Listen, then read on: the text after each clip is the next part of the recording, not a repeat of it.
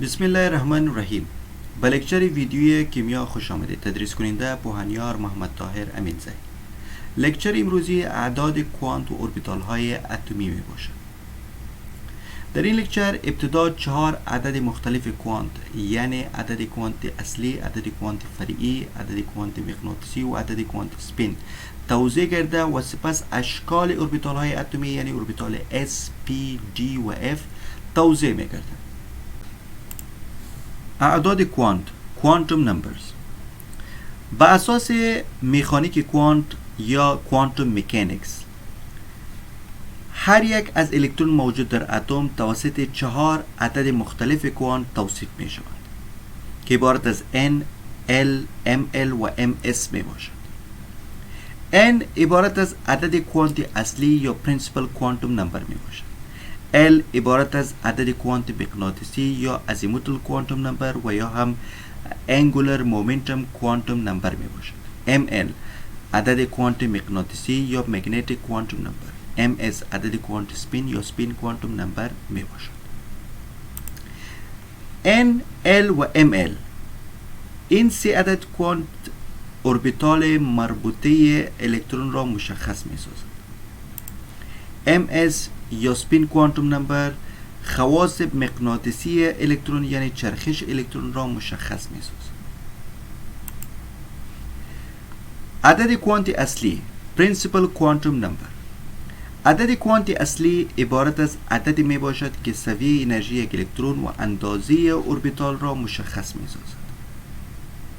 این عدد توسط حرف N نشان داده می شود که حرف کوچک انگلیسی و قیمت های تام را اختیار می کند، یعنی 1 2 3 4 5 6 و غیره. هر یک از سویه انرژی توسط یک سمبول نشان داده می شود که سویه انرژی اول یعنی N مساوی به 1 به K، N مساوی به 2 به L، N مساوی به 3 به M، N مساوی به 4 به N و به همین شکل ادامه پیدا میکنه. و سمبول ها حروف بزرگ انگلیسی می باشد. توسط عدد کوانت اصلی انرژی سویه ها مشخص می گردد. یعنی هر قدر که شما از هسته دور می شوین انرژی افزایش می یابد. یعنی سویه انرژی که انرژی کمتر از L دارد، L کمتر از M و سویه انرژی M انرژی کمتر از N دارد. همچنان به اساس عدد کوانت اصلی اوربیتال های موجود در یک قشر اصلی یا سویه انرژی چی می شود؟ معین می شود. به طور مثال تعداد مجموعی اوربیتال در یک سویه انرژی به اساس N مربع محاسبه می شود. پس اوربیتال های موجود در قشر اول که N مساوی به 1 است 1 می باشد.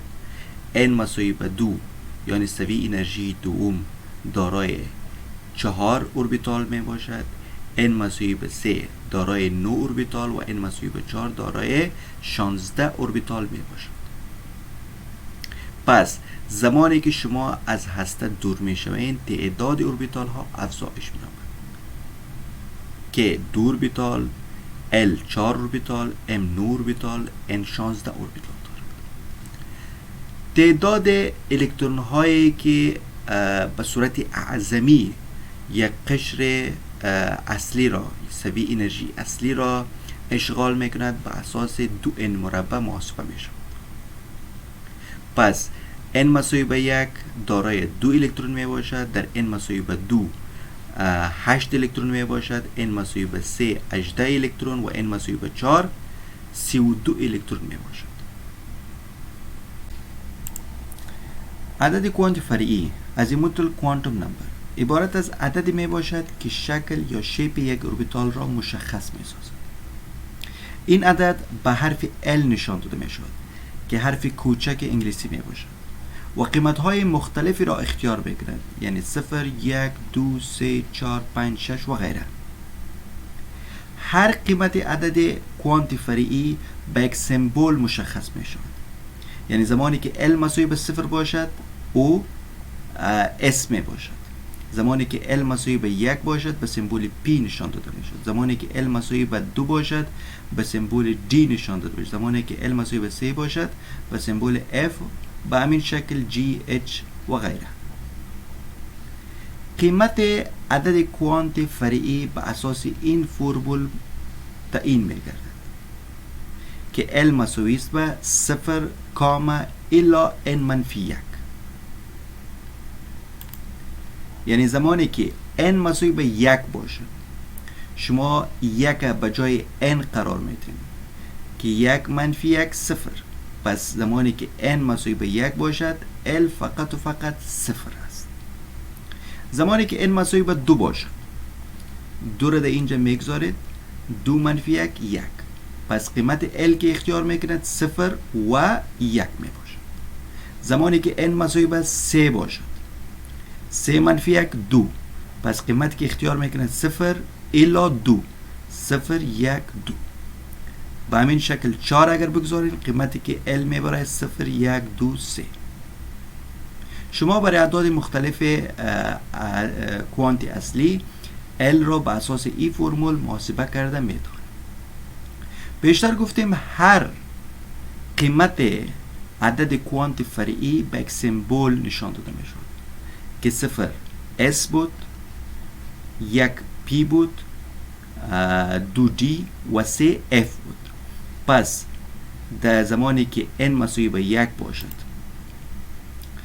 1 قشر فرعی وجود دارد. زمانی که N مساوی به 2 باشد 2 قشر فرعی وجود دارد. زمانی که 3 باشد 3 قشر فرعی و زمانی که N مساوی به 4 باشد 4 قشر فرعی موجود می باشد. پس عدد کوانت فرعی قشر الکترونی اصلی یا شلز را به گروپ های کوچکتر یعنی قشر فرعی یا سب شلز تقسیم می نماید که این 2P عبارت از یک سب شل قشر یا سوی انرژی دوم می باشد که در اینجا N مساوی به 2 است و L مساوی به چند است؟ 1 می باشد. 3S N مساوی به 3 و L مساوی به 0. 4D N مساوی به 4 و L مساوی به 2 می باشد. پس زمانی که بر شما بگوید که در یک قشر فرعی 3S N قیمت عدد کوانت اصلی و کوانت فرعی را مشخص سازد. پس 3S در 3S N مساوی به 3 است و Lش مساوی به 0 است. چون L که 0 باشد به S نشان داده می شود S و L که یعنی و N که 3 باشد پس اینجا 3S ارائه می شود. انرژی قشر فرعی یا سب شلز نیز از همدیگر متمایز می باشد. یعنی S انرژی کمتر از P دارد، P انرژی کمتر از D و D کمتر از F انرژی دارا می باشد. تعداد اوربیتال های مجموعی در یک قشر فرعی به اساس 2L مثبت 1 محاسبه می شود. یعنی به اساس این فرمول شما تعداد اوربیتال های موجود در یک سبشل یا قشر فرعی را محاسبه می کنید. بیشتر شما خواندین که تعداد اوربیتال ها در قشر اصلی یعنی N محاسبه کردین که فرمولش چی بود؟ N مربع بود. حالا شما به اساس L چی میکنین؟ قشر فرعی را اوربیتال های موجود در قشر فرعی را محاسبه میکنین که 2L مثبت 1 میباشد. عدد کوانت مغناطیسی magnetic quantum number عبارت از عدد می باشد که جهت یا اورینتیشن یک اوربیتال را برای سوی انرژی N و شکل L معین شده مشخص می سازد. یعنی برای عدد کوانت اصلی و عدد کوانت فرعی چه می کند؟ شکل یک اوربیتال را مشخص می سازد. و این عدد به حرف ML نشان داده می شود که حرف کوچک انگلیسی می باشد و قیمتی که این عدد اختیار کرده می تواند مساوی به چی است؟ منفی L کاما تا صفر و کاما تا مثبت L. پس در اینجا شما چی میکنین؟ عدد کوانت مغناطیسی را قیمتش محاسبه میکنین. یعنی زمانی که n مساوی به 1 باشد L قیمتش چی بود؟ صفر بود. پس صفر منفی صفر مثبت صفر تمامش صفر، پس صفر میشه. پس n مساوی به 1 باشد L مساوی به صفر است و m عدد کوانت مغناطیسی مساوی به صفر می باشد. زمانی که n مساوی به 2 باشد L پیشتر محاسبه کردین که صفر و 1 میبره. پس صفر پیشتر محاسبه کردین که صفر میبرد مغناطیسیش، یکش صفر و برای 1 اگر شما محاسبه کنین چند میبرد؟ منفی 1 صفر و مثبت 1. برای n مساوی به 3 L برآمده بود 0 1 2. برای صفر شما پیشتر محاسبه کردین که عدد مغناطیسی قیمتش صفر است. برای 1 محاسبه کردین که منفی 1 مثبت صفر و مثبت 1 است. پس برای 2 اگر محاسبه کنین منفی 2 تا صفر و تا مثبت 2. پس قیمتی که اختیار کرده میتونه منفی 2 منفی 1 صفر مثبت 1 مثبت 2 می باشه. 5 قیمت اختیار کرده میتونه. به همین شکل شما محاسبه میکنید. توسط این عدد تعداد اوربیتال های موجود در قشر فرعی یا سبشلز مشخص میگردد. یعنی شما بعد از محاسبه نمودن قیمت عدد کوانت مغناطیسی موجودیت مجموعی یا تعداد مجموعی اوربیتال ها در قشر فرعی را تعیین میکنید. به طور مثال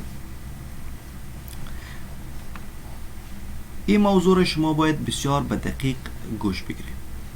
زمانی که n گفتیم عبارت از عدد کوانت اصلی می باشد، یعنی تعداد سویه های انرژی اصلی را مشخص می کند. شلز n مساوی به 1 بود، یعنی یک شل داریم، یک قشر اصلی داریم. n مساوی به 2 بود، 2 سویه انرژی داریم. 3 انرژی اصلی داریم. صحیح است؟ L کی بود چی میکرد؟ سوی انرژی فرعی را مشخص میکرد و قیمتی که اختیار میکرد عبارت از چی بود؟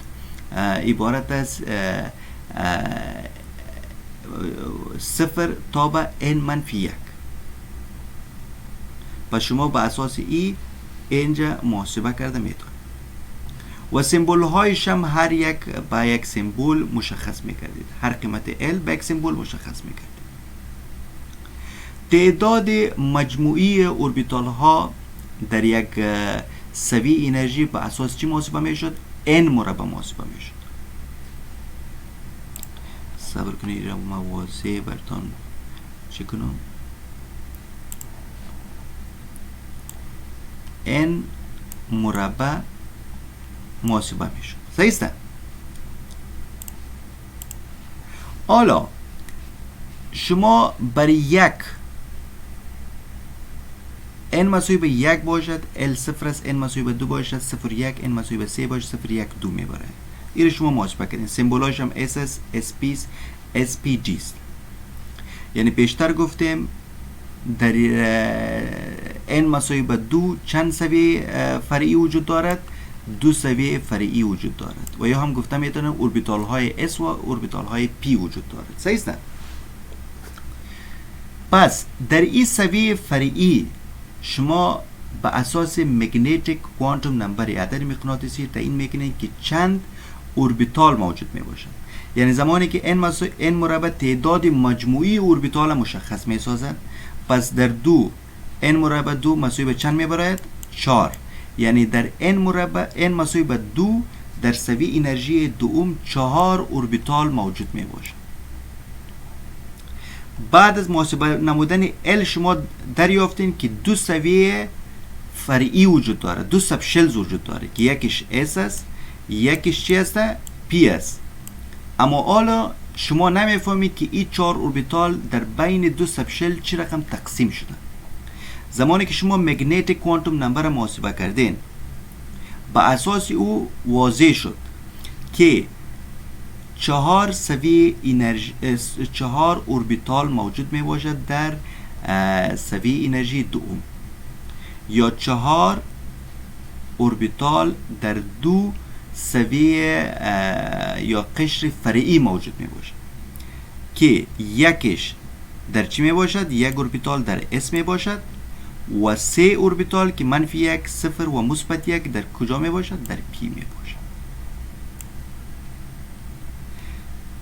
اوربیتال S که 0 بود به S نشان داده می شود، یک تا اوربیتال S به SS. اوربیتال P به PX PY PZ نشان داده می شود. 3 اوربیتالی که در قشر فرعی PS یا اوربیتال های PS، اوربیتال ها کدامش است؟ PX PY PZ است. حالا برای قشر سوم محاسبه میکنیم. برای سوم اگر به این اساس محاسبه کنیم چند میبرد؟ 9. یعنی در سویه سوم اصلی 9 اوربیتال موجود است. الش محاسبه کردین، شما سبشلز محاسبه کردین که زمانی که از 0 تا به چند قیمت میگیره؟ تا به از 0 تا به n منفی 1 قیمت میگیره. پس اگر شما قیمتش بگذارین در فرمول 0 1 2 میبره و هر کدامش به یک سمبل نشان داده میشد. 0 به S است، 1 به P و 2 به G است و 3 به F است که بعدا این چی میشد؟ محاسبه میشد. پس زمانی که S مساوی به 0 باشد، مگنیت که شما محاسبه کردین که قیمتش چی میگیرد؟ از منفی 1 تا به 0 و تا به مثبت 1 قیمت میگیرد. پس S مساوی به چند قیمت میگیره؟ S مساوی به 0 قیمت میگیره. پس یک اوربیتال S است و P را اگر شما قیمتش پرتین که P چی است؟ 1 است. زمانی که قیمت L در فرمول پرتین میبرد منفی 1 0 مثبت 1، یعنی PX PY PZ. این محاسبه شد. صحیح؟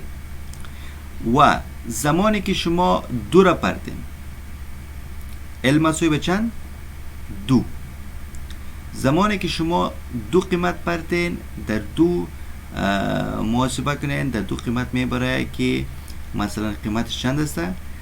منفی L بود، منفی 2 منفی 1 0. باز اگر 2 با مثبت L میشه با مثبت 1 و مثبت 2 میباشه.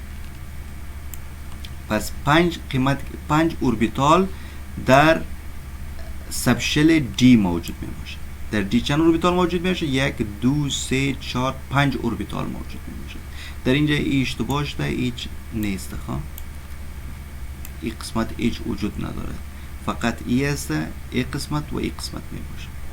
پس پیشتر شما محاسبه کرده بودین که در n مساوی به 3 9 اوربیتال است. حالا شما فهمیدین که یکیش S است، یک اوربیتال S است، 3 اوربیتال PX PY PZ است و 5 اوربیتالش چی است؟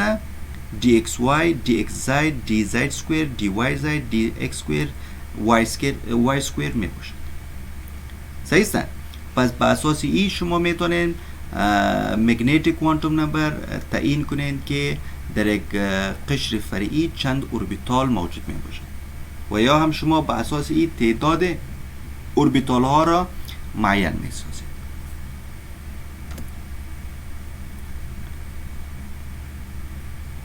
اوربیتال ها اوربیتال ها عبارت از یک قسمت از فضای سه‌بعدی بوده که در آن احتمالات یا پروبابیلیتی موجودیت الکترون ها اعظمی باشد. یعنی هرگاه شما یک قسمت از فضای سه‌بعدی را اختیار کنید، در او قسمت چی باشد؟ احتمال موجودیت الکترون ها اعظمی باشد، یعنی بیشتر از 90% باشد. بیشتر از چه باشد؟ 90% باشد. او قسمت شما به نام اوربیتال یاد بگیرید. ولی هیچگاه همراه با اوربیت یا مدار اشتباه نگیرید، چون در اوربیت یا مدار با یک چیز چی میکند؟ حرکت میکند، حرکت دورانی میکند. اما در لکچرهای قبلی گفتیم که الکترون ها حرکت هم به شکل موجی حرکت میکنه هم به شکل ضربی. پس حرکت شما گفتن میتونید که با کدام شکل حرکت میکنه.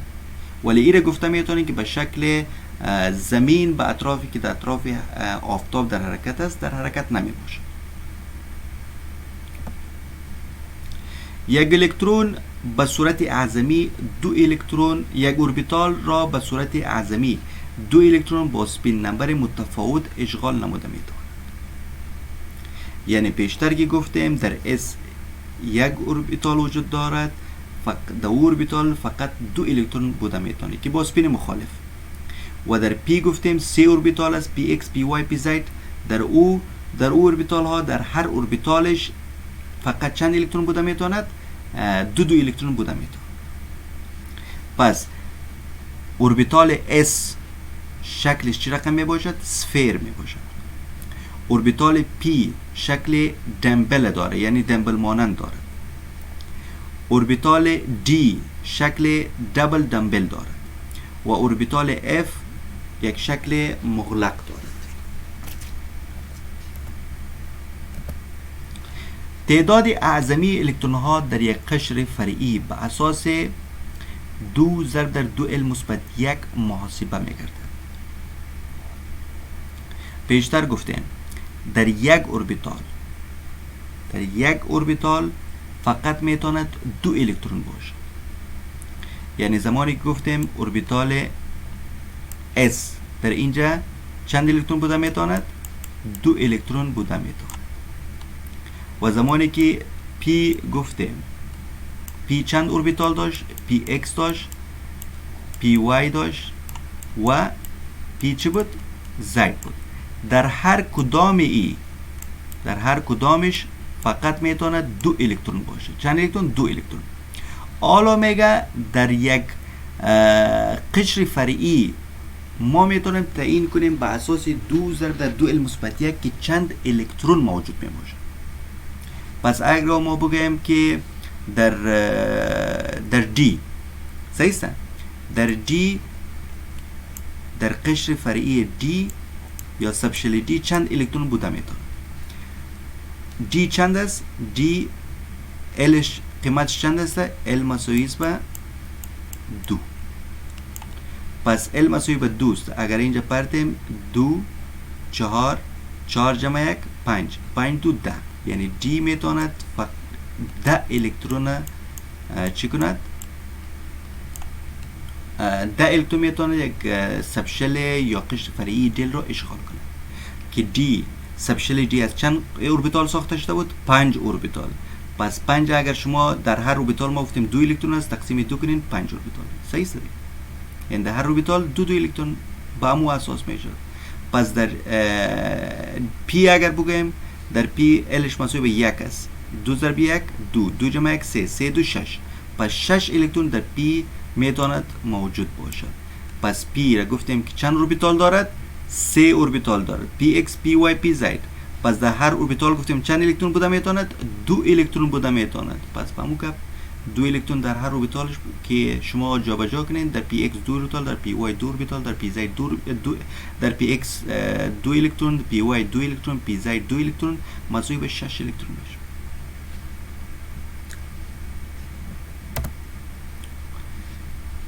جهت اورینتیشن اوربیتال های S و P.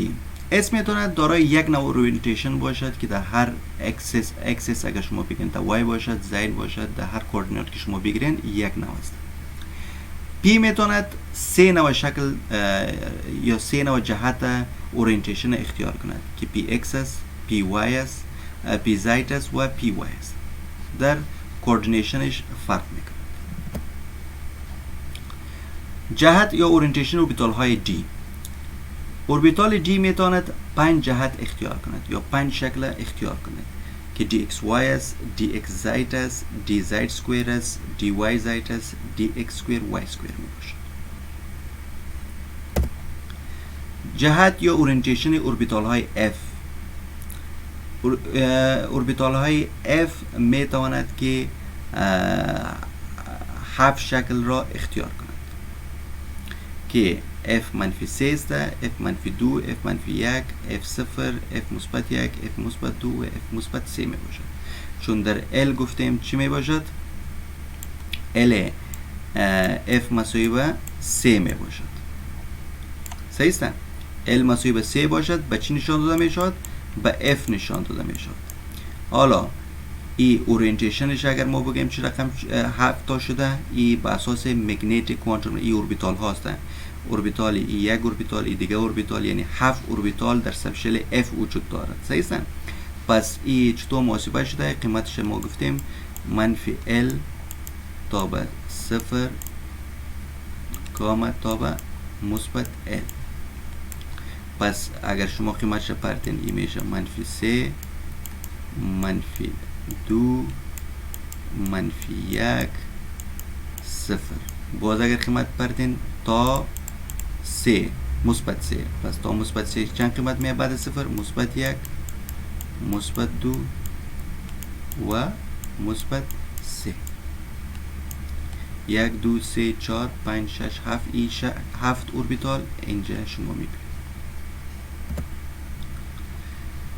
در یک فاصله از هسته احتمالات یا پروبابیلیتی یافتن الکترون ها در یک اوربیتال به 0 میرسد. این نقطه به نام نادز یاد میگردد. نادز اگر ترجمه کنین گره ما نامید. و نادز در یک اوربیتال شما به اساس این فرمول محاسبه میکنین. نادز مساوی میشه به n که عدد کوانتی اصلی است منفی l عدد کوانتی فرعی منفی 1. به اساس این شما محاسبه میکنین که در یک اوربیتال نادز وجود دارد یا ندارد. به طور مثال شما در اینجا یک اشکال مختلف S میبینیم، اوربیتال S میبینیم که شکل سفیر یا کروی دارد. یک S میبینیم که در اطراف هسته الکترون ها تجمع کرد.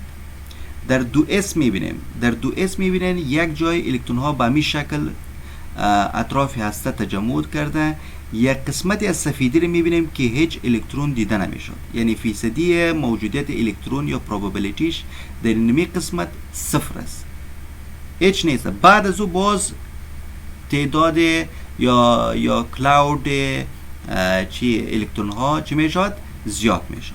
اما بین این دوتا یک فاصله است که موجودیت الکترون ها یا پروبابیلیتی الکترون 0 میباشد. همین قسمت به نام نات یاد میگیرد. در اینجا شما برای 3S میبینید. در 3S به همین شکل در اطراف هسته الکترون هاست، باز الکترون ها نیست، باز الکترون هاست، باز دیده میشود که یک قسمتی هست که الکترون ها دیده نمیشود، باز الکترون ها میباشه، یعنی دو نودز وجود داره که به این شکل شما دمید. در اینجا هیچ نود نیست در یک، در اینجا یک نود است و در اینجا شما میبینید یک دو نود میباشه. این شما چطور محاسبه میکنید؟ محاسبهش به اساس است که n منفی l منفی 1. پس زمانی که در اینجا اگر ببینید یک S، در یک S یک نمایندگی از قشر اصلی میکنه، دو S دو نمایندگی از قشر اصلی میکنه و 3S 3 نمایندگی از قشر اصلی یا عدد کوانتی اصلی میکند که n مساوی به 1 2 و یا 3 میباشد. صحیح است. هرگاه در یک S ما محاسبه کنیم که n مساوی به 1 است، برای S همیشه L مساوی به چی است؟ 0 است. پس n که 1 باشد L خود 0 است، 1 منفی 0 منفی 1 مساوی به 0. پس ای هیچ نود نداره. در اینجا دیده میتونین برای یک S ای رنگی است برای 1 است. در یک S الکترون های اعظمی است زمانی که پروبابیلیتی از هسته شروع میشه به این طرف کم میشه، اما هیچ جای شما نمیبینین که در اونجا کثافت الکترون کم شده باشه و دوباره زیاد شده باشه. در تمام قسمت از هسته که دور میشن کثافت الکترون ها کم میشد، این معمولا است، اما نود وجود نداره. در دو S که n مساوی به 2 است، زمانی که 2 منفی 0 L همیشه 0 است، 2 منفی 0 منفی 1 مساوی به 1 میشه. باید یک نود وجود داشته باشه. در اینجا میبینین یک نود وجود داره. صحیح است. اگر در اینجا برای 2S میبینیم که از هسته که الکترون ها شروع شده به اعظمی رسیده، بعد از او باز کم شده. صحیح است. این اینجا کی است؟ یک نود است و بعد از او باز به اعظمی رسیده. صحیح است. پروبابیلیتیش. و برای 3S اگر محاسبه کنیم که n مساوی به 3 است، 3 منفی L 0 منفی 1. پس اینجا اگر محاسبه کنیم چه میشد؟ اینجا باز 2 میشد. 3 منفی 0 منفی 1 2. پس در اینجا شما میبینید که دو نود است، یک نود اینجا و یک نود اینجا و به اینجا هم در گراف هم شما میبینید یک نوت باز اینجا، دیگه نوت هم در این قسمت شما میبینید و از استک دور میشن کثافت الکترونی کاهش می‌یابد و بالاخره نزدیک به صفر میشد ولی صفر نمیشد. عدد کوانت سپین یا سپین کوانتوم نمبر که عدد چهارم کوانت می باشد عبارت از عدد کوانت است که جهت محور سپین یا سپین اکسس را برای یک الکترون مشخص می سازد. یعنی جهت محور سپین را مشخص می سازد برای یک الکترون. پیشتر گفتیم در اوربیتال فقط 2 الکترون بوده میتواند اما با سپین مخالف. حالا ببینیم که سپین چی است. در اینجا شما میبینید که یک سپین میبینید که به طرف بالاست، سپین اپ میگه که مثبت 1/2. یکی را میبینید که سپینش داون است، یعنی سپین منفی 1/2. زمانی که جهت به شکل تیر اگر شما الکترون نشان بدین که پایین باشد او را میگه منفی 1/2. زمانی که بالا باشد این را میگه مثبت 1/2. صحیح است؟ پس الکترون جهتش فرق میکند. یعنی این را اگر ببینیم از طرف راست به طرف چپ میچرخه الکترون. صحیح است؟ چرخشش به طرف چپ است. اما این را ببینیم از طرف چپ به طرف راست میچرخه. زمانی که از چپ به طرف راست بچرخه او سپینش مثبت 1 و از چپ به طرف از راست به طرف چپ بچرخه او مثبت 1/2. از چپ که به طرف چپ از چپ به طرف راست بچرخه او سپینش چی است؟ منفی 1/2 می باشد. انرژی الکترون که مثبت 1/2 باشد و یا منفی 1/2 باشد نیز از هم دیگر فرق میکنه. یعنی هرگاه شما بگین در یک اوربیتال 2 الکترون است، این 2 الکترون که به جهت مختلف می باشد، یعنی یکش منفی 1/2 یکش مثبت 1/2 می باشه، انرژیش هم فرق می کند. یعنی زمانی که شما یک ساحه مغناطیسی خارجی را بالای ای عملی بسازین، بالای 2 الکترون عملی بسازین که جهتش چی است؟ از بالا به طرف پایین است. صحیح؟ و اینجا ببینیم که الکترونی که چی هست؟ سپینش مثبت 1/2 است. مومنت الکترون به کدام طرف است؟ یعنی ER2 به شکل یک مغناطیس کوچک عمل میکند. مومنت ای از پایین به طرف بالاست، یعنی مشابه به مومنت چی است؟ مغناطیس خارجی می باشد. اما از منفی 1/2 مومنتش از مومنت مغناطیسی الکترون از بالا به طرف پایین است. صحیح است؟ در اینجا سپین منفی 1/2 است، یعنی این مومنتش با مومنت مغناطیسی خارجی، ساحه مغناطیسی خارجی چی است؟ مخالف است. پس زمانی که مومنت مغناطیسی الکترون مشابه ساحه مغناطیسی باشد او چی است؟ انرژیش پایین است، کم است. و زمانی که مومنت الکترون مخالف جهت ساحه مغناطیسی خارجی باشد انرژیش چی است؟ انرژیش بلند می باشد. پس انرژی منفی 1/2 بلندتر از مثبت 1/2 می باشد.